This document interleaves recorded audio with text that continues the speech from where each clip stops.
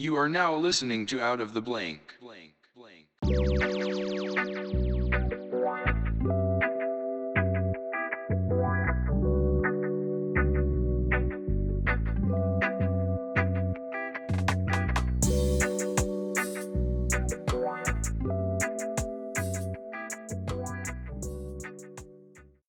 Welcome to another episode of Out of the Blank podcast. I'm here with Vinny Silva.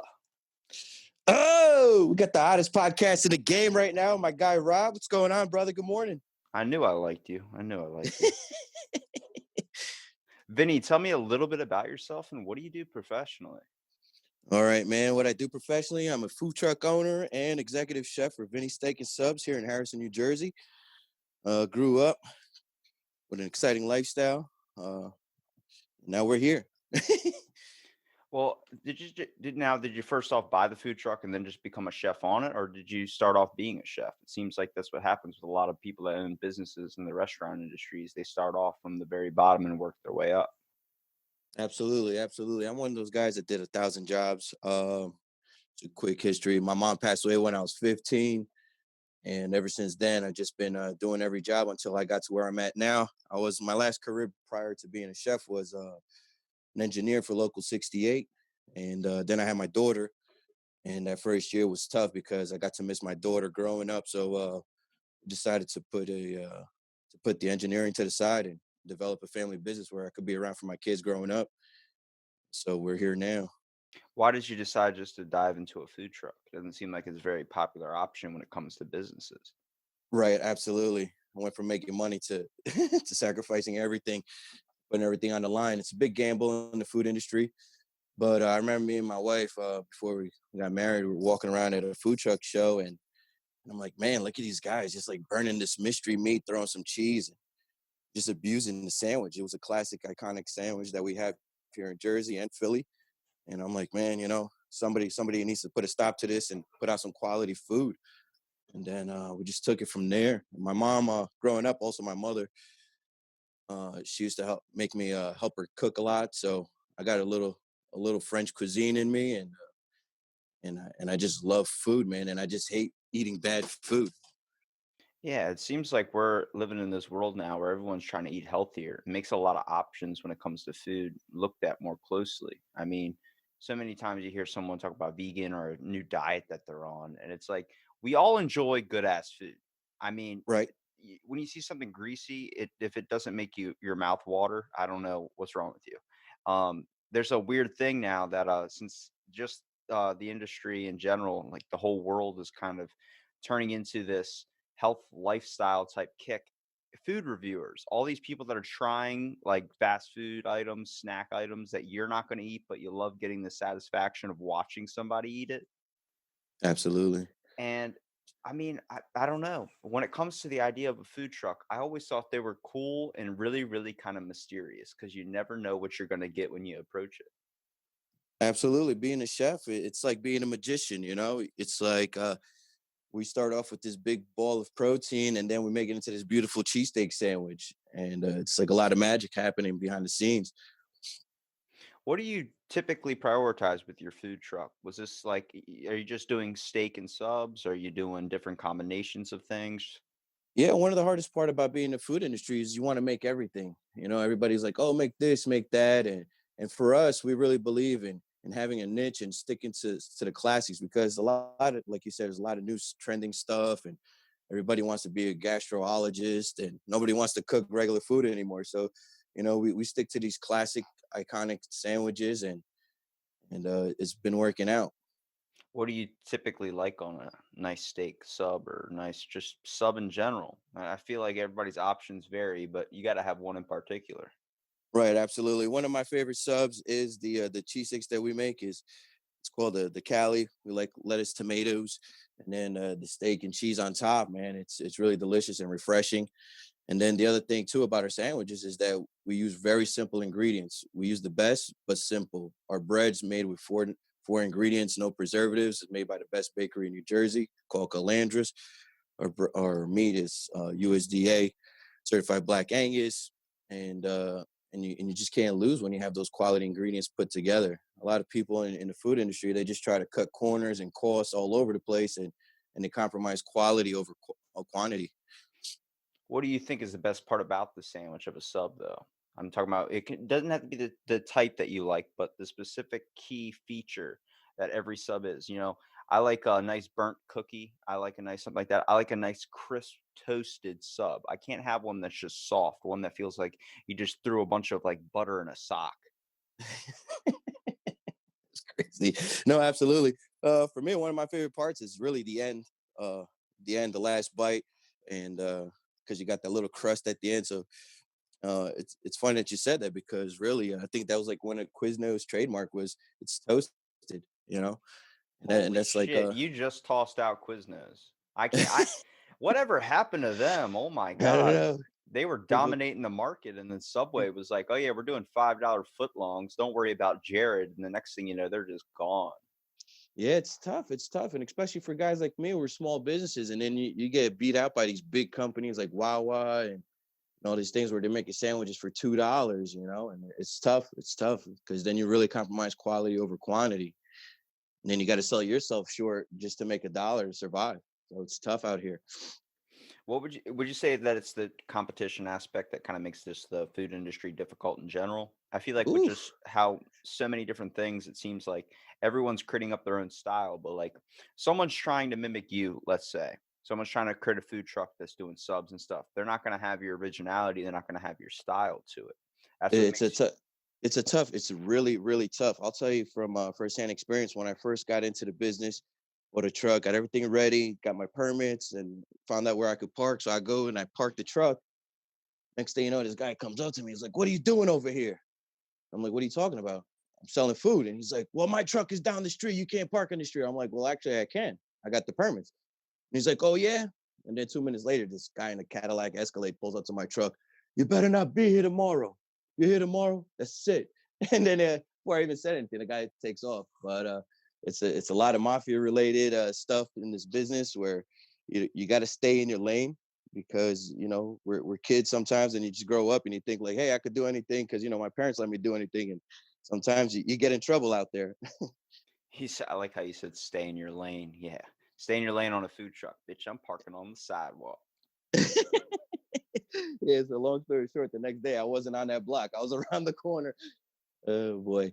But even But going and and kind of having the idea for just starting a food truck just based on kind of like just seeing them in general, like how did you decide to make your food truck exactly like how you made it, like just with the style and design to it? I think when you look at a food truck, there are ones that are really, really flashy that catch a lot of people's yeah, attention, but I've seen the best ones have very simplistic designs on them that are really, really one of the best experiences.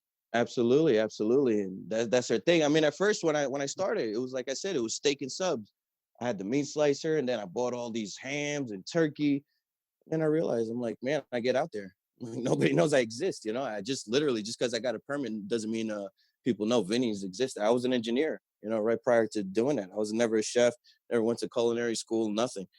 And then I'm just out here just thinking that people should just know, come out here and eat my sandwich. But and then that's what happened. I lost a lot of money in designing a menu because you want to appease a lot of people.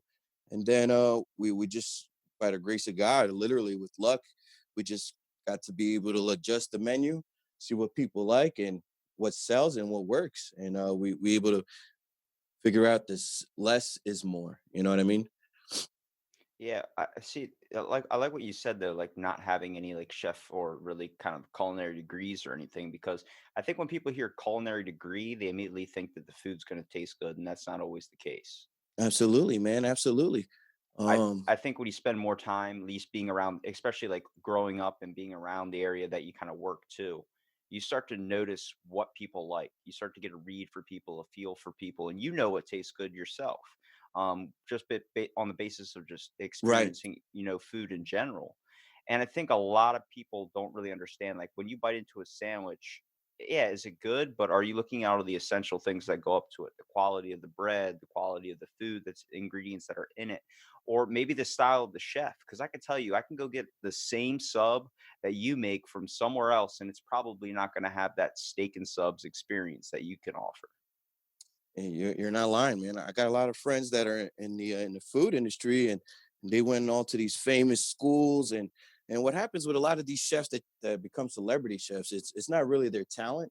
It's the millionaires that own the restaurants that pay for the publicity, and then you're on the paper now. Everybody thinks you're famous and you're great, but like you said, it's not often that's the case. And I feel like I had this good experience. I went to a concert up in Philadelphia, and they had this place called, or not, no, it was College Park. There's a place okay, called Ratsy's. Now you're never gonna ever go to a place called Ratsy's, mostly because if you're gonna get food, you don't want a place named after a rodent. rats, Yeah. rats. Well, we got out of this concert, and this dude was the only place open. And it's like a pizza slash sub shop, and I'm like, all right, well, let's go in here and let's get something to eat. We walk in there, and he goes, all right, it's like $3 or $4 for a slice. I'm like, shit, $4 for a Damn. slice. All right, fucking We got pulls. truffle oil on there. That's what I'm saying. Yeah. He pulls out this slice of pizza, dude. It was the size of a pizza box. He's like, there's your slice. I'm like, holy shit. I see why it's $4, but It's like a half a pie in a slice. hey, man, I might have been maybe not sober, but it was a damn good pizza, man. I'm telling you, he was capitalizing the market, but it was only that small town place. So every time we went back for concerts around there, we would stop immediately there. It was an overall amazing experience, which I think And you said plays. that was in Philly? Yeah. Well, no, it was in College Park, Maryland. Okay. And I Yeah. think they're not even open anymore. That's the funny thing. And it was an amazing experience, though, is what I'm saying. That cultivates a lot of how people kind of interact with their food too. You know how they say impressions are everything. Right, right. Absolutely. And it's crazy. And not for nothing, it's literally like you said, it's about also presentation, you know? What would you say? Well, like, how do you come across your creative ideas for subs? Like, do you ever just randomly get an inspiration of stuff, or do you ever just start working and trying to throw different things in there?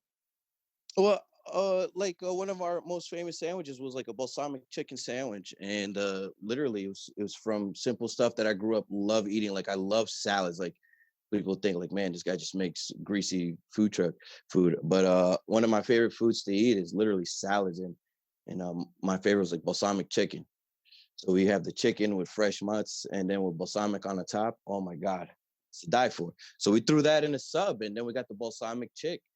And just from a simple sandwich like that, we got a little notoriety on the gram, and next thing you know, we're doing a cooking show for the Little Things Network, and sky's the limit after that.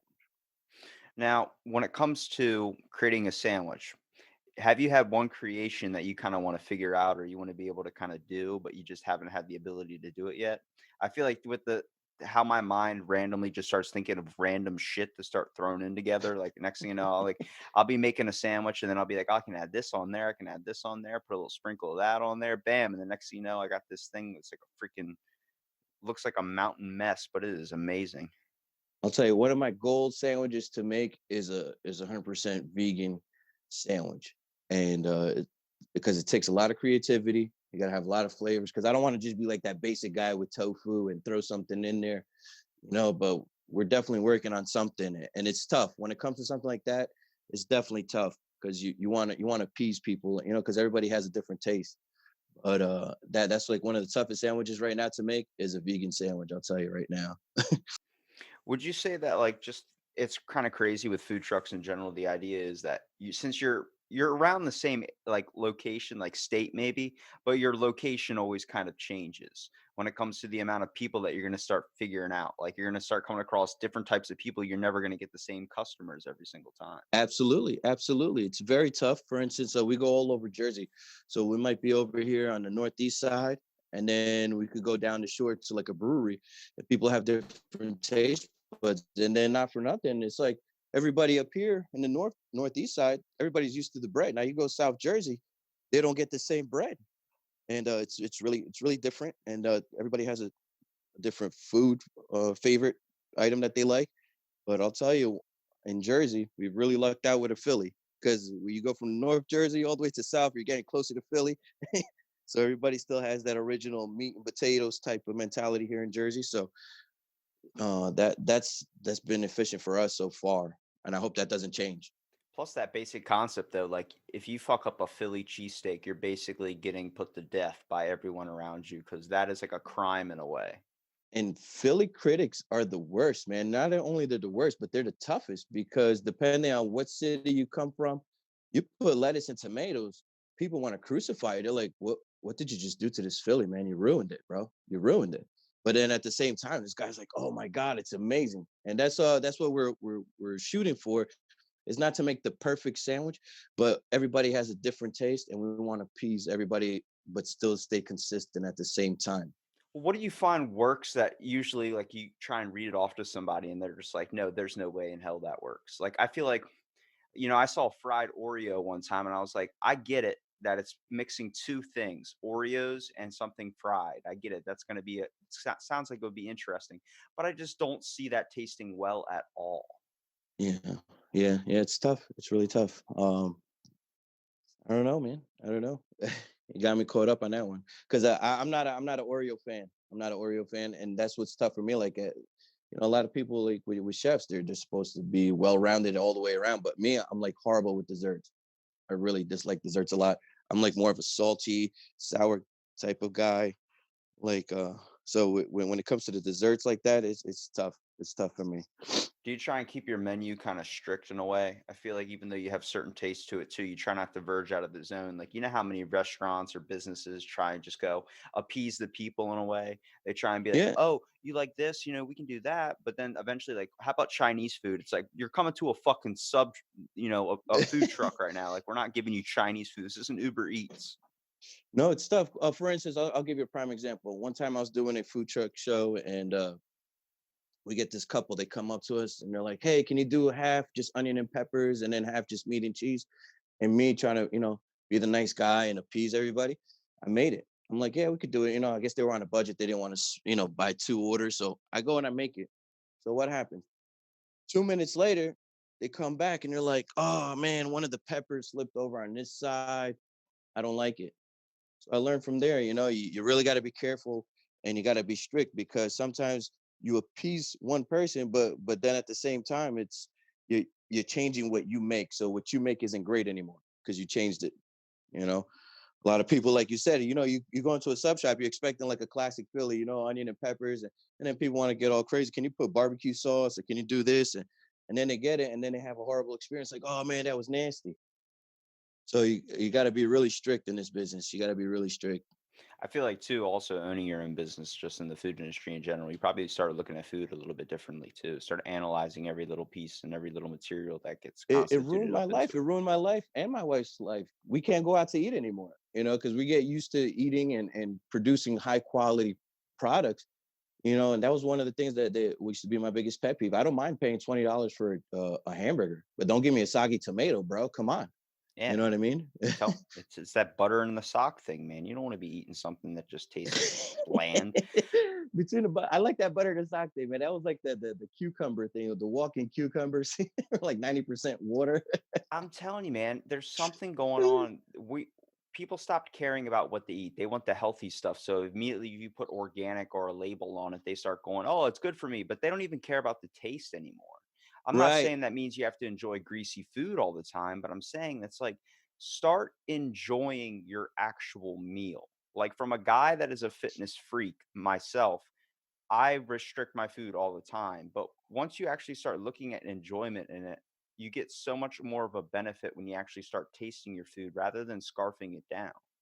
Right, absolutely. And then you gotta have portion controls. A lot of people they go and they're like, oh, they just eat all this try to eat this healthy stuff that has no flavor and they're force feeding them and then they're being malnourished because you know what? It's like your body physically is like your taste buds is like rejecting it. So you're not gonna eat the appropriate amount that you need and or you're thinking that you're just doing something for the moment.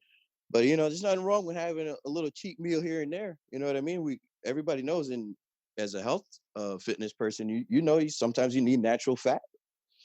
Not all cholesterol is bad, but Yeah, it has and I didn't learn that lesson until later in life. I got I was I don't eat a lot of trail mix and I started eating it more and more and more kind of like the past year. okay. And I always burn off all my testosterone in the gym, so I'm never really an aggressive guy. And I started incorporating like, like healthy fats and all this other type of stuff that I looked up later down the road after getting very aggressive. Like I started realizing I was getting tense really easy. I just thought I was stressed out. Right, right. So someone would go and try and take my spot on the bench. Usually I'd be like, all right, man, you can do your set or whatever. And then I started getting aggressive like a dog. I was like, woof, like barking at him, Are you like get done yet? Are you yeah, done yet? like You're get messing up my rotation here, buddy. yeah, like, I mean, I was getting confrontational, and I asked my, bodybuilding manager, I was like, "So, with I've been incorporating healthy fats, and I realized that they after a while, they can increase your hormones and make them like, stronger." And I go, "Is that what's happening?" And he goes, "That's a good theory, maybe stop eating them as much and see what happens." Dude, I cut them out, and I don't get aggressive anymore. I was like, "There's a complete link to healthy fats and testosterone for sure." And, but, like, finding out stuff like that too, like, if I had to switch it over to what would be your most memorable experience with food? It doesn't even have to be with subs or something you created, but just Uh, something you've easy. experienced where you're like, "Fuck, that's a good meal." I'll tell you right now, man. It was my mother. I remember because I graduated when I was 16 in high school, so I was a little bit ahead of my time. So I was like that guy that always tried to be funny because the schoolwork was easy. So I always tried to be funny in class and always got in trouble. And I remember my mother, she would put me in timeout and I'd have to help her in the kitchen. And my most memorable food was actually garlic. She would used to make me peel the garlic and crush it with salt, right? It's like a garlic paste. And I'll tell you, that's like one of the most essential seasonings anybody could ever use in their life. Till today, I still have it on my taste bud, that salty garlic paste. And I'll tell you, I'm also an ambassador, a chef ambassador for Char Griller Grills. And it was because of that simple garlic paste got me my contract with Char Grillers, man, because I put that on my steaks, I throw it on the grill. It's just salt and garlic. And oh my God, man, I can't even describe the juiciness, the flavor, and the aromas that come from that. And till today, I could wake up in the morning wanting a steak. You can say it, man. It's an orgasm in the mouth. I get it. I get it. It'll definitely get you wet. It'll definitely get you wet. S See, I think that's, like, one of the most important things also too, like, you want when you're eating food too, like, there's really strange thing when you get an experience from it that can actually bring you back. I mean, I don't think anybody really looks at the fact that memory and all of that is linked into our taste buds as well.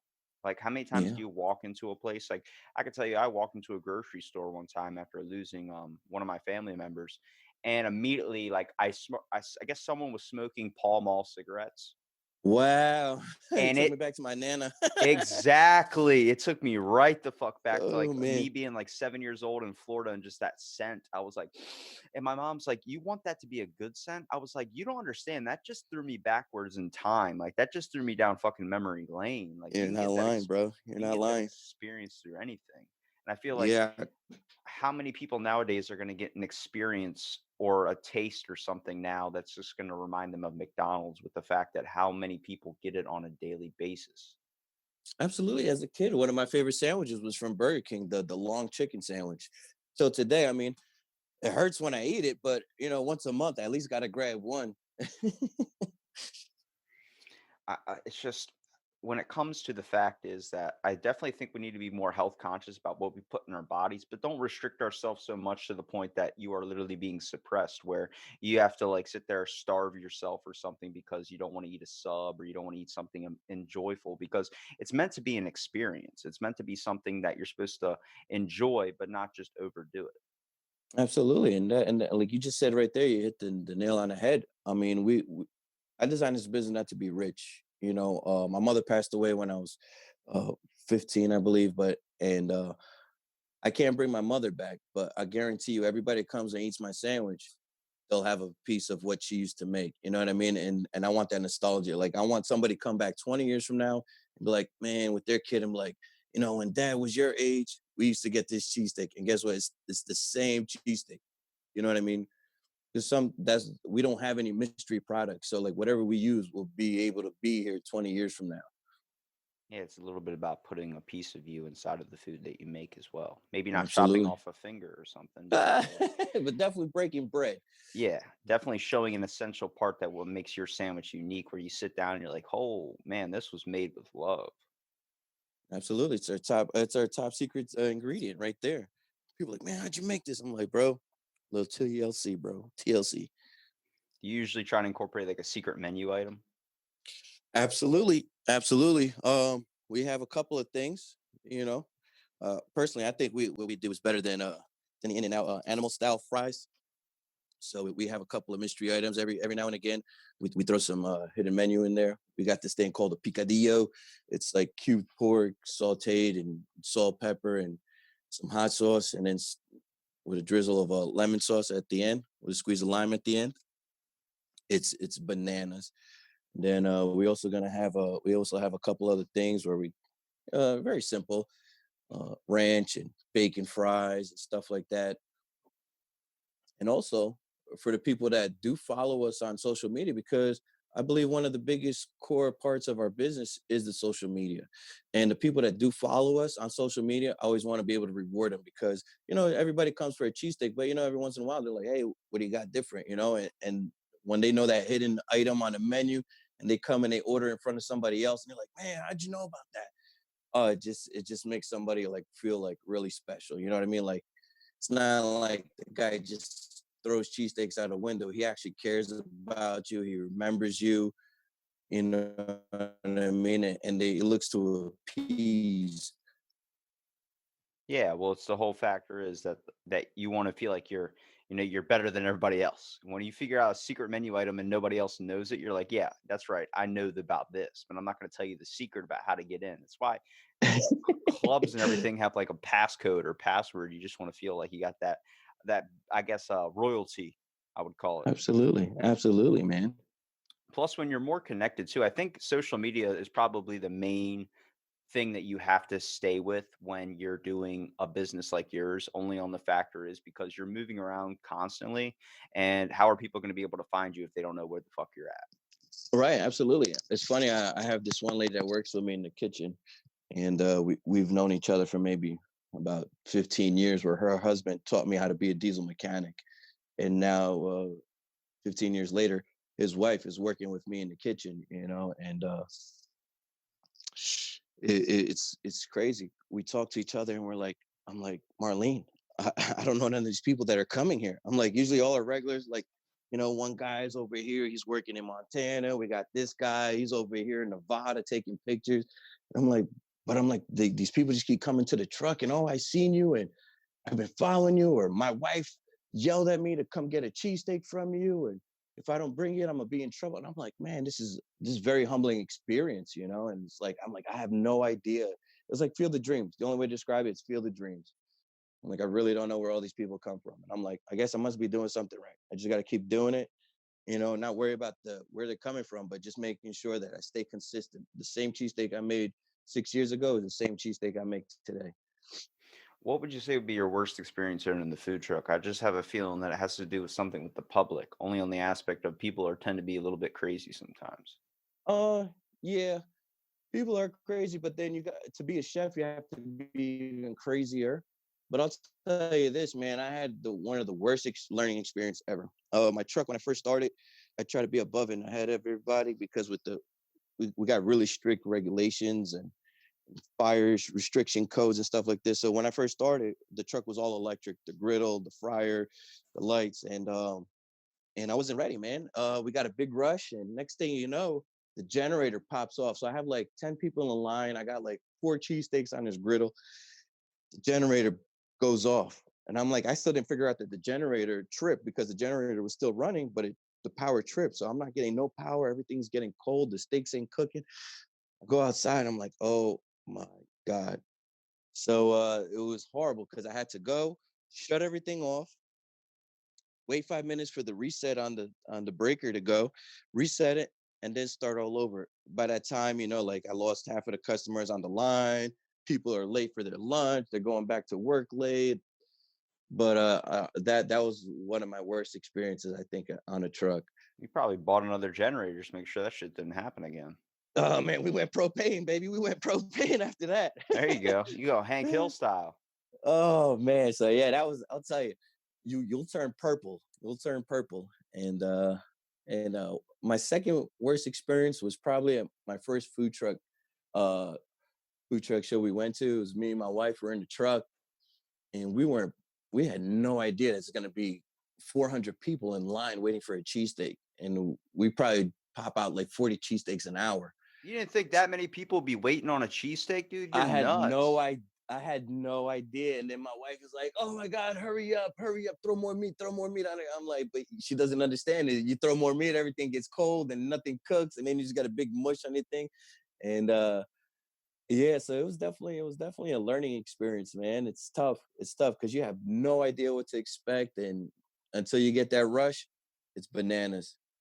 Would you say that like a lot of times it's about just kind of slowing down a little bit too? Even though the fact is like when you get a rush, it feels like if you're rushing around trying to get everything done and crank out a bunch of stuff just to get everybody fed, it's very, very hard to work, especially in like a confined kitchen as well. I mean, you don't have a whole Absolutely, lot of space to absolutely. move.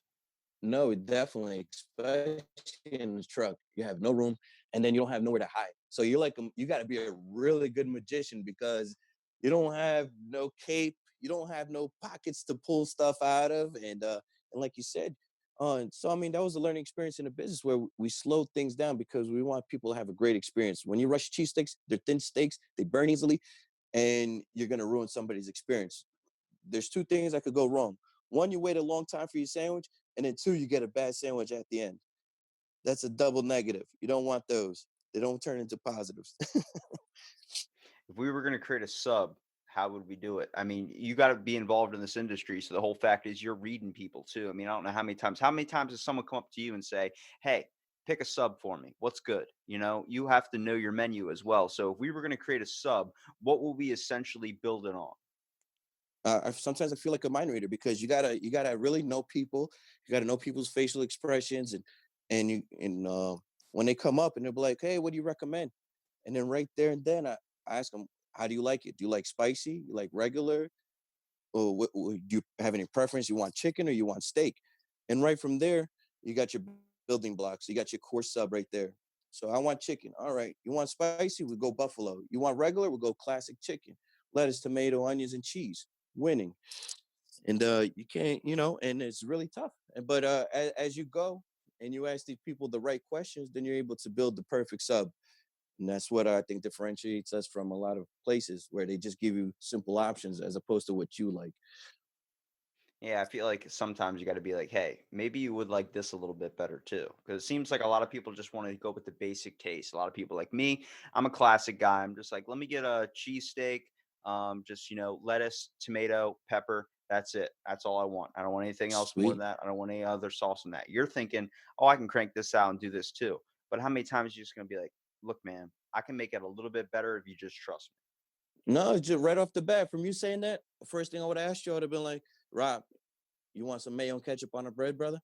Or after that, yes or no? And then from there, I'm like, "Do you want your bread toasted?" me. Oh, shit. Yeah, I want my shit toasted. So you know what I mean? You got to elevate the game. A lot of people are like, "Oh, why don't you just ask right off the rip, hey, do you want it toasted or not?" I'm like, because people have so many. You don't want to give somebody the option paralysis where you give them all these options and then you confuse a person. So you got to. It's a real fine line to walk when you're asking these questions. And not everybody can do it. Not everybody can do it. Like the lady I work with, she won't be able to go, and she's talented in cooking, but dealing with customers, it's a whole nother game. Also, if like you got to learn the process of your cooking stuff too. It feels like, if you start toasting something or doing something a little bit differently, it can affect the overall quality of the sandwich as well. The quality and the output time as well. Because now if you go and you offer everybody, hey, you want your bread toasted, now everybody's going to be waiting an extra 3 to 4 minutes where we're supposed to be cranking out the sandwich in less than five. And now you want it toasted, it's going to be like an extra 2 minutes. Now, depending on the timing of the day or the rush of the crowd, so you gotta be strategic. You gotta be really strategic in this game. Weather probably plays a big aspect in the whole factory thing of the food trucks in general. I mean, if it starts Shoot. raining, you got to immediately start thinking, okay, people aren't going to want, something cold. People are going to want something hot. And first of all, how are we going to get people over here if it's in the middle of a rain right now? Absolutely. There's no canopy and you can't count on trees to stop the rain. It's really tough.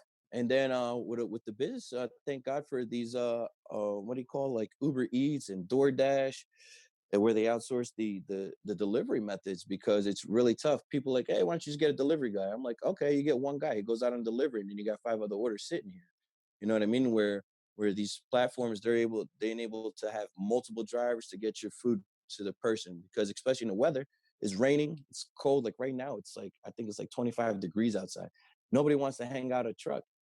Like it's blistering cold, and nobody wants to wait out a truck. And oddly enough, people really do because I can't tell you what it is, man. But it's really the food brings people back, and they'll come out there in the snow. Like right now, it's about to snow. I can't be closed. I put a message out on Instagram, put a video, hey, it's cold outside, but we'll be open. And people replying, oh my God, thank you so much. I'm so happy I could finally get your food today.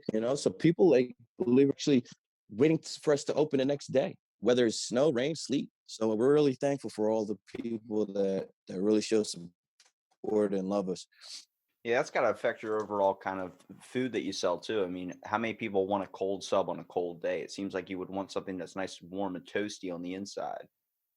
Absolutely. So right now with our subs, we really predominantly all our subs are really hot subs. The business from you got like Subway, and then in New Jersey, since we have like the best bread in America, kind of there's a million and one sub shop. So we've kind of went away from the cold cuts because that's like a whole different market and takes a lot of space in the kitchen. Wait, hold on So a we second. we It's a just whole different market. What do you mean? Just based on the customers that go there, or the amount of materials that you're cooking with? like the materials, for instance, like for us to have cold subs, just if I want to have turkey, just the shelf space and the refrigeration, it's too much consumption, or like consumes too much space and time for me to go and like somebody wants a sub now, I gotta go stop what I'm doing, bring this big ball out, slice it, and it takes a lot of space in the truck. And then for the profit, it's really tough because these guys are selling subs for $3. I'm like, my sub roll costs $1 for me. I'm like, and then for me to put turkey, cheese, lettuce, and the whole nine, it's you. These guys, they got like a juggernaut in the cold sub industry. But I mean, for the hot subs, we make everything fresh to order, where they don't. They just microwave these reheated chicken things. I don't know where they get these mystery chicken or the mystery steak meat from, and then they just throw it in a sub from and throw a sauce on it and give it to you for $4, and with this processed bread, I don't know what type of meat they're using or what quality. And so I mean, with that's our advantage. It's with the hot subs. It's really strange how people can't taste the difference between something that's made with quality and something that was made that's like frozen. You know how they say fresh, never frozen or something? Right, My right. bu my buddy the other day sent me a picture of a McDonald's cheeseburger that had mold on it, and he was like, "How many Oof. times are we actually paying attention to what we're putting into our bodies?" Like, it was a small amount, but still, it was like No, dude, there's no such thing as a small amount of mold. I'll tell you that right now. There's no such thing as small amount. That's kind of creepy. well, I mean, just the factor is nobody's really paying attention. You know how easily that could have been if he just decided not to look at a sandwich and just decided to, open it up and eat it? He would have Oh my swallowed that. god. Like, the whole Oh my factor god. is when, you're buying ingredients in general, like, you're going to the store and you're getting them yourself, you know what you're putting on your truck, you know what the expiration date is on everything too. How essential do you have to be in that? I mean, we're just the food industry in general, you would think that it'd be heavily super regulated, which there are a lot of regulations when it comes to the FDA. But the factor is there are some stuff that gets overlooked and does slip Oh, through, which absolutely. becomes a Absolutely. major And health hazard. inspectors, they don't come daily. And that's for us, we're they're a lot more stricter on the trucks because these guys got like these mystery roach coaches. Like people even like have the term a roach coach. I'm like, it's kind of offensive to me because I'm like, I don't have a roach coach. My truck is actually cleaner than 90% of these restaurants in the area Which because is we even we more insane just because the factor is you guys are out in the weather. You guys are experiencing a whole infestation problem too when it could come to where you're parked at. If you park near anything that could absolutely. be dirty or contaminated or have a severe insect, whatever population in that area, you got to deal with that. And restaurants, they're just stuck in the same spot. They can figure out, like, oh shit, we get a lot of ants around this time. We'll start spraying ant killer. Oh my god, no, absolutely. For instance, like in our truck, we have a freezer and we have a Bay Marie fridge.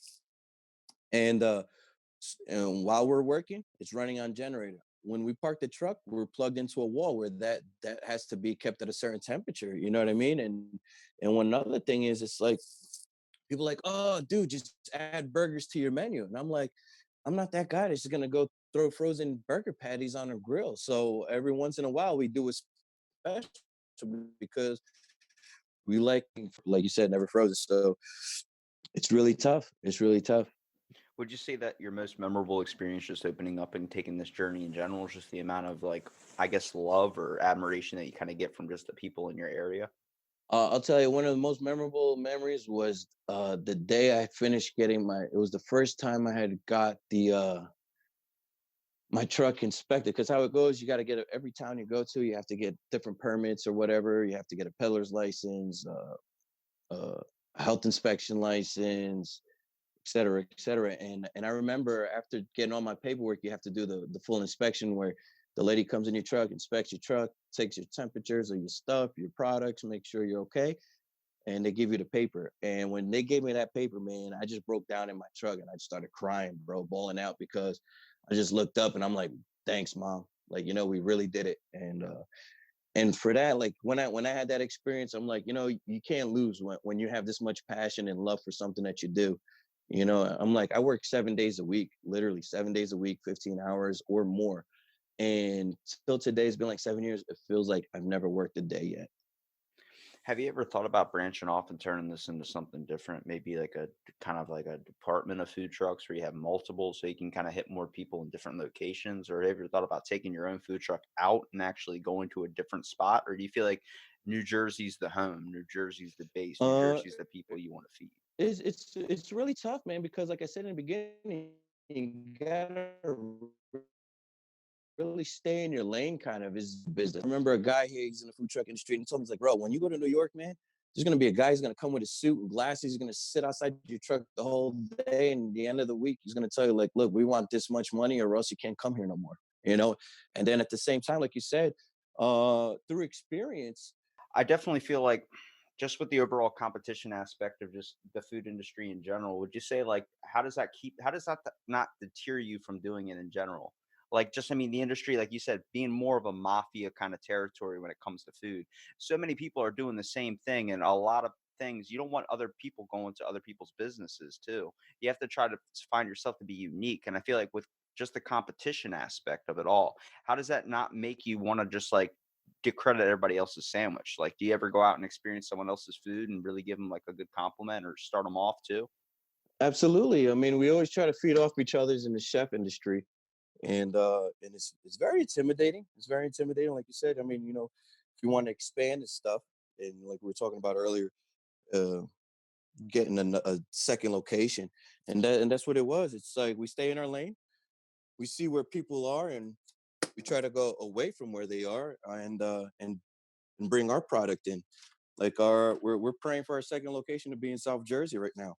We have a great brewery, and down there it's called the Icarus Brewery, and we do there a lot of summer jobs down there. And we're trying to have our second location with the second truck down in South Jersey.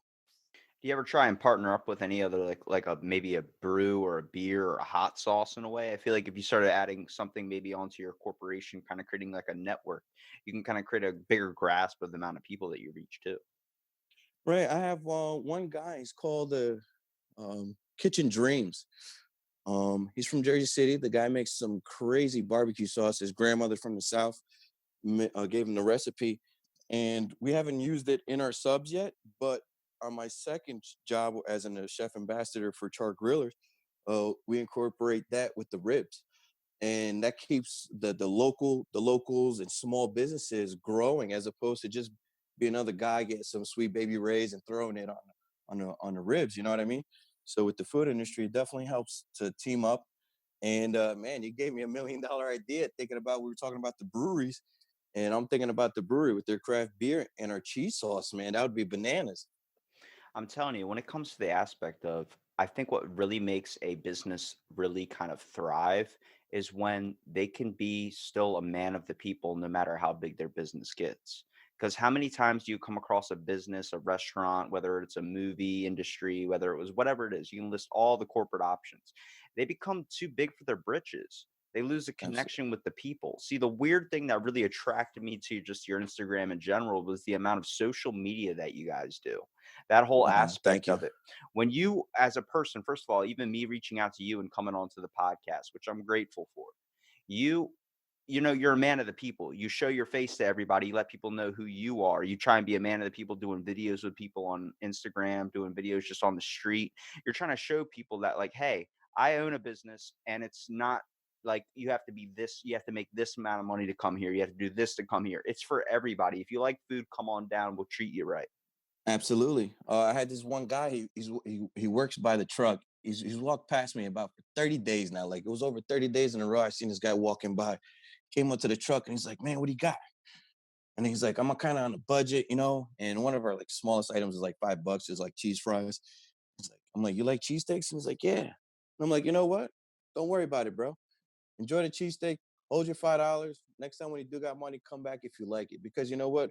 Like I said, we're not here for the money. We're just here for everybody to be able to enjoy this great experience that a lot of people are deprived from. You know, like you said, some people get intimidated, like, oh my God, like this is gonna be like a big pricey thing. And I got bills to pay, I got kids and got lunch, you know. It's like, oh my God, I should cook at home. But you know what? For the same price you would cook at home, you could get a great meal that's gonna feed everybody. Once you start caring about money, dude, it really becomes very corrupt. I mean, how many businesses are now like like McDonald's, Walmart, all these things that they have all this advertisement saying that we care about you as a consumer.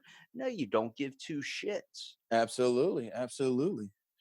There's an area where it comes to the fact is like we all need to remain to be human too. Like so many people get in their head like they get to immediately get like a like or they get something and they immediately get entitled. I don't see that at all. You know how many people I come across in the podcast industry that'll have like 200 followers, 100 followers, and they'll be like, "Sorry, man, I own a multi-million dollar company." They'll start doing that. The whole We're thing. going You're to the like, Shark Tank with this one, baby. yeah, I'm just Woo! I literally message everyone. I'm like, nobody's too big. Like, I have people send me degrees. I have people send me all this type of information trying to get on the podcast. I'm like, no, dude, I'm out here to talk to people, figure out what they're about, figure out what they're interested in, and have a conversation. Because when you lose that conversation aspect, you start to lose a lot of what makes people unique in a way. You start to figure out, like, I would have never known that, like, you own a food truck if I wouldn't have stumbled across your profile, but I would never have been able to figure out what makes you different from all the rest. You know how many people are going to come across, see your food truck design, and be like, okay, it's just another food truck. No, your Absolutely. story and having a conversation with you and just your personality in general is going to defer you from just any of those other people in general. No, man, I was actually really excited because one of my favorite things to do in the morning, when I'm going to pick up my bread, I love listening to Geo and Boomer in the morning. And I always hear these guys talking about podcasts. I'm like, man, I feel like I'm a dinosaur. I'm like 37, right? So I feel like I'm a dinosaur when it comes to these podcasts because one, uh, I don't really have too much time to go and search. And then three, two, I mean, I wasn't raised like, hey man, this is I grew up with AOL, like instant messenger. So we were really deprived social media wise. So like me, I'm every day I'm learning. And I was like, man, I checked out the podcast. I'm like, man, this guy is dope, bro. One, right off the rip, I'm like, man, it makes me want to take a rip off of the bong like I was in high school again with the intro. That was badass. And then two, you're very diverse with all the people that come. I'm like, man, you got like over 300 episodes. I'm like, this guy's bananas. You know what I mean? And for a young dude, man, you're extremely talented, bro. And I'm really honored and humbled to be on here with you. I really appreciate that, man. You definitely inflated my ego a little bit. I like that. I when mean, it I'm just being honest, man. when it comes to the aspect though, like we're living in a world now where technology is kind of consuming us in a way. I do like that we're able to connect and stuff, but at the same time, I definitely think we need to take a relaxation thing too. I don't like the aspect of Uber Eats because I feel like it gives you too much freedom than just ordering off a fucking pizza menu and just getting pizza. But when it Right. comes to the idea, have you ever thought about like with your like going with food delivery in a way, you're literally on wheels. Do you ever just Yep. want to take a sandwich to somebody? I'm telling you, man, Uber Eats, man, I could say like a million bad things about them, man. They're really annoying. But I really wish that we were able to be. I can't wait for us to expand a little bit more so we could have our own delivery service because right now from between 12 to 3 p.m. we have two people in the truck and so many people want to be able to order in so they don't have Uber Eats accounts and stuff like that. So I'll jump in my truck, man. I don't care how big or how small I am, bro, or how big your order is. I'll bring you a cheesesteak, man. As long as it's within my ability, I'll bring it to you because you know what? Not everybody has the opportunity to come down to the truck. Yeah, I'm telling you, man, cheesesteaks to your door would be a whole revolutionary thing for the business. And Uber Eats does ruin a lot of restaurants because restaurants they get caught up in the mindset. Well, we just want to put out more orders. We're not getting enough traffic indoors. Let's pump out the food. And a lot of restaurant foods are designed to be made and plated and eaten within 60 seconds. You know what I mean? And by the time you get that delivery to your house, that amazing chicken salad is going to be soggy, or your fries is not crispy. It's like you said, a sock of butter. Yeah. Oh man, it's epic.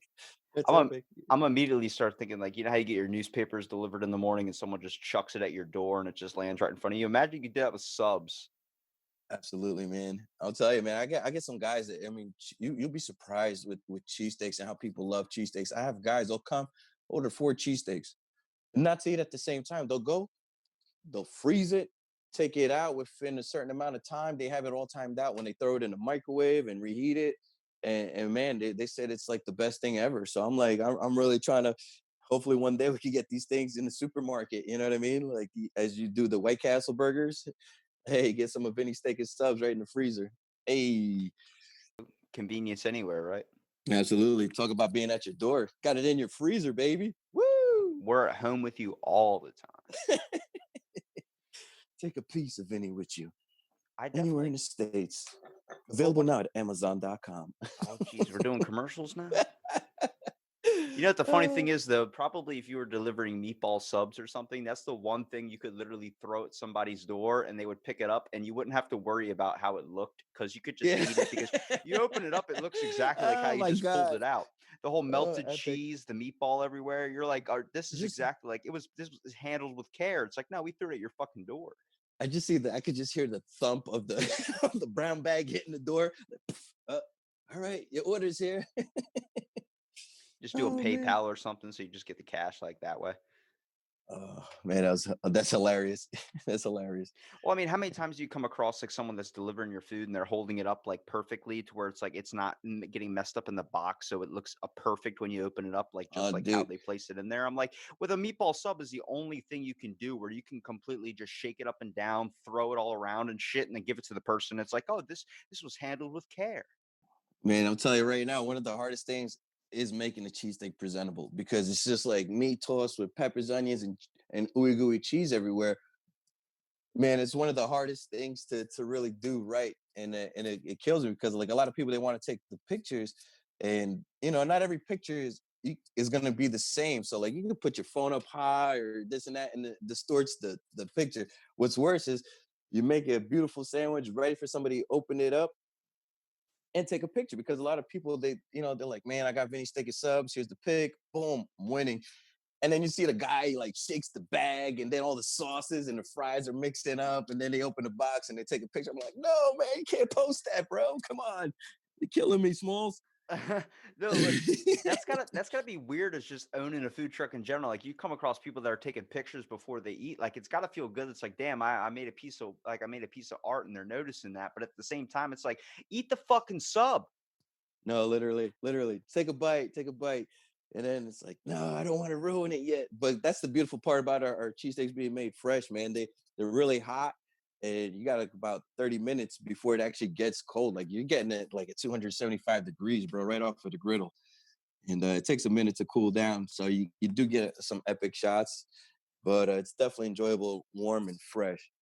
I'll tell Look, you that. I walked into a Panera Bread and this girl was got her sandwich. She put it on her thing. She opened it up out of the wrapper, placed the wrapper kind of perfectly in a way, and then took a Little picture crinkles of the it. wrapper and everything, Yeah. maybe.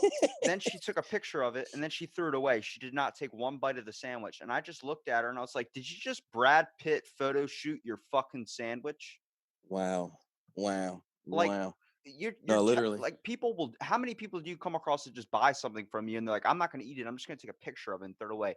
When we get that far with technology, that's when we Yeah. need to take a halt. Well, I'll tell you right now, what happens to us is usually the opposite. Like, man, I was gonna take a picture, but I just couldn't resist that aroma. I just had to take a bite. I'll take a picture next time. And Here's the a lot of after people, picture. The after picture. yeah, right, just the empty box with a crusted little drop of cheese on there. But I'll tell you, I get make fun of people make fun of me a lot because like in the business, you do have to have that presentation in the photos, right? And so, like, man, this guy, like, especially when it comes to making my steaks and stuff, people are like, oh man, this guy always eats his food cold. It's just like I tell you, it's like being a magician. People might think that, like, no, what really happens is it's just like in those cooking shows. You have the three plates for the judges, and then you got one plate for the photo, and it's like that one photo that I took, that'll be my leftovers for the next day. But best believe I ate that steak hot and juicy, baby. Like a Chili's hot plate, serving up hot and nasty. A little with the sizzle. Yeah, absolutely. See, now that's a different aspect that you bring to the table too, with just the food truck, because a lot of companies or businesses don't even think about that. You get these older places as well that are all about like, we care about our taste, we let our taste show. It's like, yeah, but you got to understand that you're now living in a world now where everyone is taking photos and videos of everything that they're doing 24/7. So you want to make that look presentable, because what is that going to reflect onto social media for you? Someone takes a picture of your stuff and it looks like trash. It might be good, but nobody can experience the taste through a photo. It's true. It's true. But we get pretty close. I've had a lot of people licking their phone screens. Definitely drooling at the mouth. Now, with your idea of where you want to take the food truck in general, do you think that it's going to increase, or do you think it's going to become more virtual? Like the whole factor is like the face-to-face interaction is still a thing, but it seems like the way everybody's able to just order through their phone or totally disconnect and do something through technology, do you think this is going to harm or it's going to help, or you're going to have to transform in a way? We just got to keep up with the times and the social media platforms. That's what's going on right now. I mean, for me personally, that's why I'm not really too much into the brick and mortar. I like the food truck aspect of it because it still forces people like it to have that interaction face to face. You know what I mean? And then I think with a lot of times with a brick and mortar, you get people get confused with staff and all this other facade and building that they really it separates the owner to the customer. You know what I mean? And like us, we never want to be too big where we're not there. Like when people come, they want to see my funny handlebar mustache. You know what I mean? And so like I want people always have that ability to have that face-to-face interaction. It's tough. It's really tough because we don't know what the future holds, but pretty soon gonna have just robots and drones doing deliveries. But at the same time, that's why we want to stick with the truck and get that face-to-face. Would you say that separates you kind of from the business mindset of owning your own stable restaurant? It seems like there's two different types of business owners when it comes to the restaurant industry. There's the type that does a mobile platform, and there's one that does a physical one. It seems like they think in two completely different ways. You're worrying about traffic stops and what the weather's going to be like, and they're worried about something like, oh, how many customers are they going to receive today? I mean, you guys kind of think on the same thing, but you have a totally different mindset when it comes to all the problems that you guys face experiencing stuff on the road, coming down Yeah. to the basis of who's going to come out and experience this. What customers are we serving today? Are we getting nothing but a line of old people outside of the elderly home, or are we getting a line of young teenagers that are fresh out of a Right. football game? Absolutely, absolutely. And it's a gift and a curse because I mean, like sometimes you want to have the availability where you just have that one consistent spot. But then what's the blessing about having a truck is today we could be on our regular Monday to Friday spot, but then hey, on this Thursday we're going to a residential complex, and now you're getting a different crowd. Or today we're going to the brewery, that's a different crowd. And so like we always like I always like seeing fresh new faces because people get tired of having the same thing over and over and over. So it's like sometimes it's good to be consistent in one spot, but then for me, I honestly feel it's great to be diverse and always changing because you're always on your toes. You always have to be thinking ahead, and you never know. You never know who's going to come up to your window. Would you say that a lot of your menu items come from like just creations that you make just on the basis of like, feeding stuff to your family or just going out and trying different things and figuring out what works together? Like how many times do you actually sit and be creative and start thinking of new concept ideas when you already know what works? It's really tough. We stick to a core menu that I personally love, and I'm like it's like the meat and potato type stuff. But then at the same time, like I'll tell you, I had this crazy time where I marinated this pork. It took me like 2 days to go and make this pork. I want to make like this special tacos. I made the tacos with this special pickled onions, this and that. Nobody bought a taco that day. Nobody. People came to the truck, give me a cheesesteak, give me a cheesesteak, give me a cheesesteak. So it's like sometimes you get punched in the balls. You're like, damn, bro, like this was like epic. It was gonna be like the most iconic taco in the world, but you, what's great for you isn't really great for everybody else. So it's really tough. It's really tough to have that balance. Yeah, I know you don't want to get hit right in the meatballs. Am I right? Unless you're Alex Cora. So, Vinny, we've been trying to think of a vegan sandwich. Now, this is your goal. This is what you want to do. And besides getting vegan meat, that's not really a very good option, only because Right. it's so rare. Like when you want a cheesesteak, you want a fucking cheesesteak. You want that meat on there. But have you ever thought about maybe not putting on meat, but adding something else? Right. Absolutely. Right now we're working with some tofu and some crazy veggies to give you the same effect. Uh, that fulfilling, juicy bite, cheesy, and just the textures. I But got I got it's a good idea for you. Ready, Vinny? I'm ready, brother. Shoot.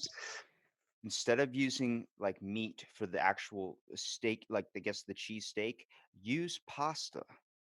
Wow. Wow. Have you thought of that before? No, that's bananas. That's Use bananas. use a certain type of pasta. You can choose if you want to use a big bulkier one, which I think you should do, because if you get a bulky pasta, so someone bites into it, what's the best part when you bite into a cheesesteak? It's just that cheesy, gooey bite all in one.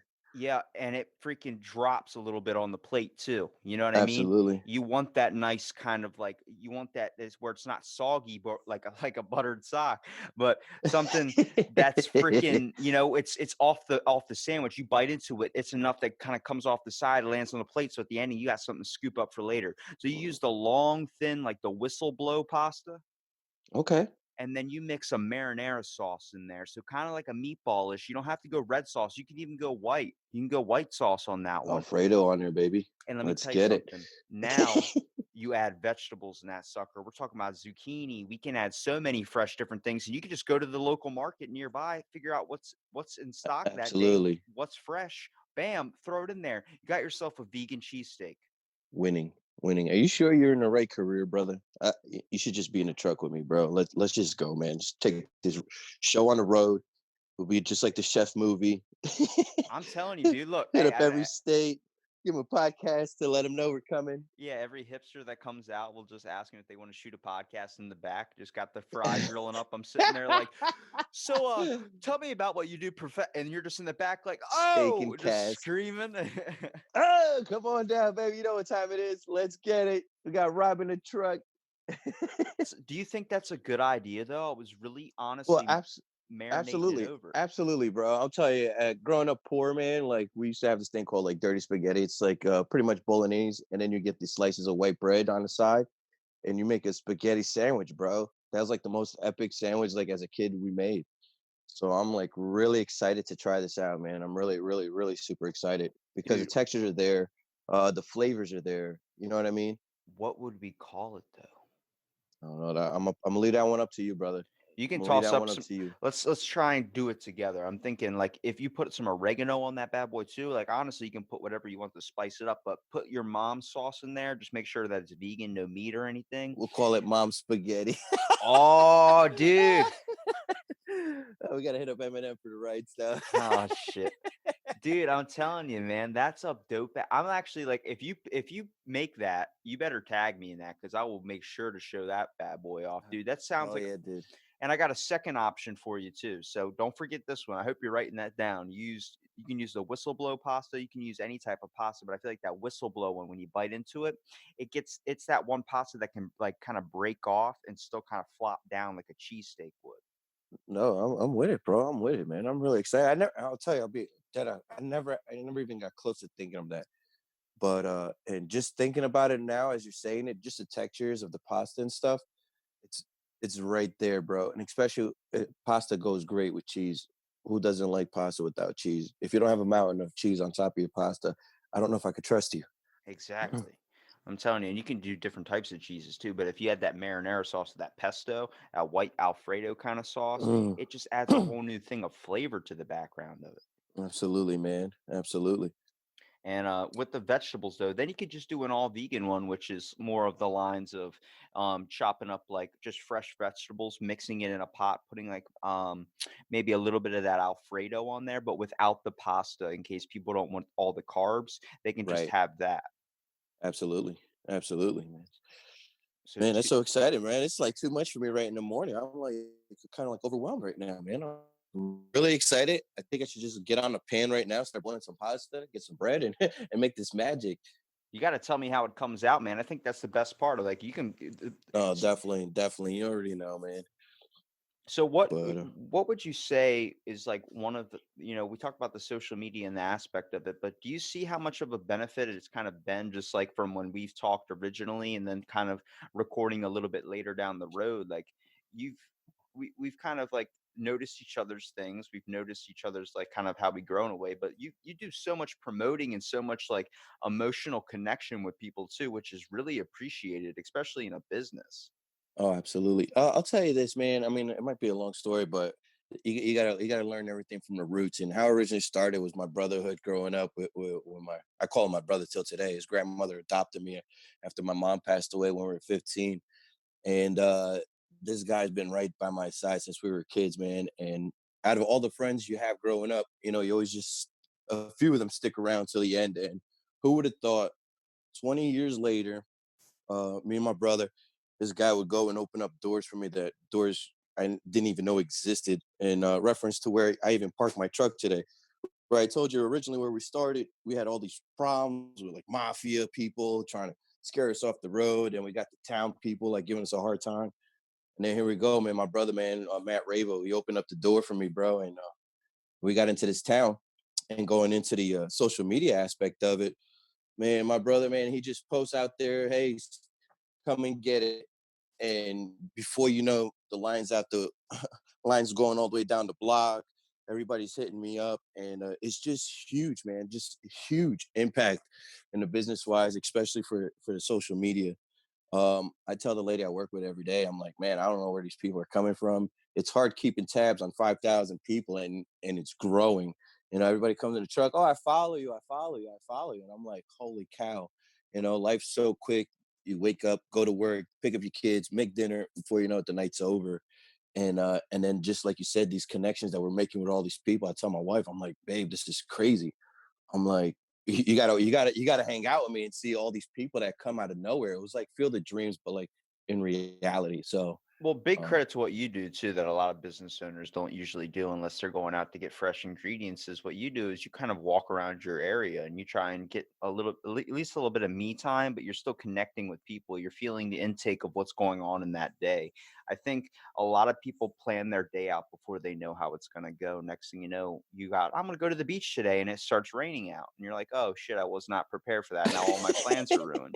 It's like maybe you should check the weather, but walking out in the morning, like, I mean, I work out at 2 o'clock in the morning, so I get the fresh wicked. of what the day is going to be. I am literally like nice whiff in the air, be like, all right, this is how my day is going to go. I'm going to try and plan it like this. And whatever problem occurs, it happens. But I have a mindset and I'm feeling in touch with how my day is going to go. So many people that sleep in and wake up late or just choose to stay inside all day, then go Right? out at random times.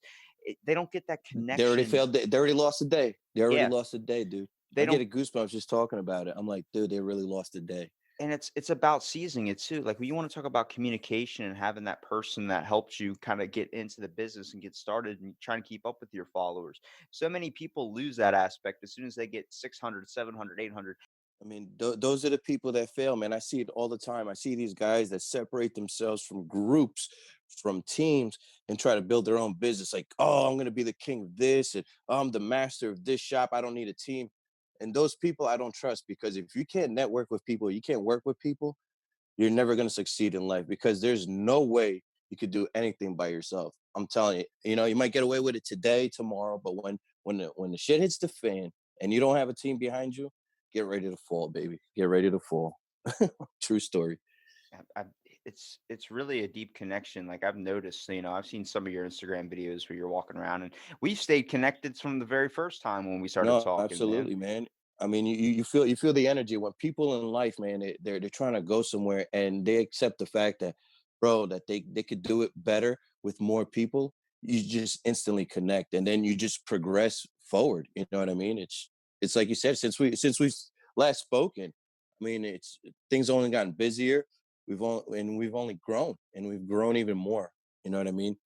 It's the whole aspect of we're building off of each other at the same time. Like you don't want your sandwich to taste like a sock with butter in it. Why the hell would you want your personality to be like that. That doesn't make it Right. open. That doesn't make it, you try your best to make sure you can do what you can to help somebody out. And obviously it works sometimes and it might not at other times. You're going to come with someone that just wants that conflict. I mean, that's the whole reason why Oh. Jersey Shore was so popular. I mean, I don't even know how many times like you were looking for that freaking that conflict, and a lot of people that's what they want, but you keep a cool leveled head and you just tell them, hey man, I'm sorry I can't help you out, but I can get you something else, and you try your best, but at the same time Perfect. you don't sacrifice who you are. Right. Perfect example. On Friday, we had just sold out everything to the last bread, and we had like the last meat just gone. And I'm about to pull off with the truck. This guy, he was working across the yard from us. He comes out, hey, got any food? You know, you could have been the douche. You got money in your pocket. It's Friday. Let's go, man. Time to turn up. But you know what, man? I remember those humble beginnings where you work so hard, you miss your lunch.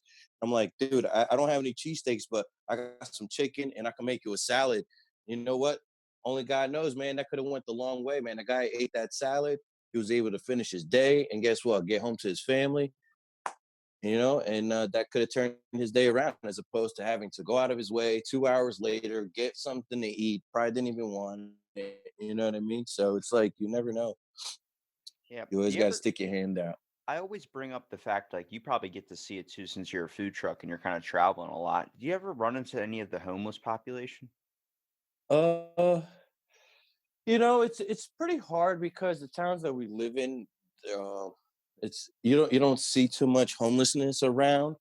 They have a lot of programs to feed people and stuff like that. Like we live right next to Newark, so in that aspect, I mean, there's a lot of like soup kitchens and stuff like that.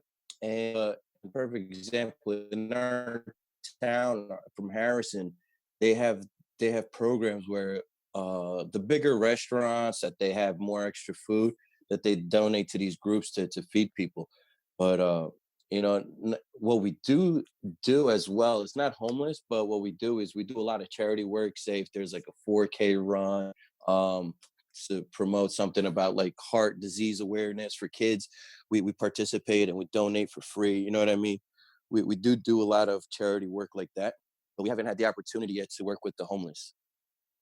I feel like a lot of your excess ingredients too could probably go back to them as well. I mean, knowing you, I feel like you would totally 100% do that. Right. I mean, I'm telling you, and that's, I mean, our food truck menu is kind of real limited. So we usually, that's why we really don't have too much extra food. But if we do, I mean, I'm definitely going to look into it after we've spoken because I really never put too much thought into helping out outside, like communities that don't have food programs. Because we're next to New York too. They have like a lot of stuff. So in the homeless community, they usually do have a little bit of knowledge and they go to like where the food is. So I'll definitely do some research so we could actually participate in those things too. Dude, I just thought of the name for your sub. Or our sub, I should say, the pasta sub. The pasta subs. So you can call What do it you got? What do you got? you can call it Philly Pasta Perfection, or you can call it Pasta Paradise. Okay, double P's, baby. That's what I'm saying. You Double gotta P's. it's gotta have that in it. It's gotta have pasta in it, but it's gotta have the double P, man. Oh man, so what are we trying to Because you name it can't here? you can't call it a cheese steak. You can call it a cheese pasta, but then it's like, okay, well, what about a something? It's got to The be Philly pasta, the Philly the, pasta. the Philly pasta sub. I don't know. We gotta take the time and figure it out. We got Gotta drink a cold one. yeah, we got to let it marinate with some of that marinara Yeah. sauce we're putting on it. Oh man, marinating Philly or something. Dude, Philly marinara. I'm telling you though, that's a good idea, right? No, dude. I'm not even gonna lie, man. I'm really like all into it. My wife, if I tell my wife, she's like, "I'm hungry. Make me one now." It sounds great. Well, I mean, Yeah. you got to make sure you tag me when that goes up though, because I'll post this episode with that. So, I mean, it was great Awesome. getting you back on, Vinny. I got your links and everything. I'll put down in the description so everybody can follow it out and keep on trucking, I guess.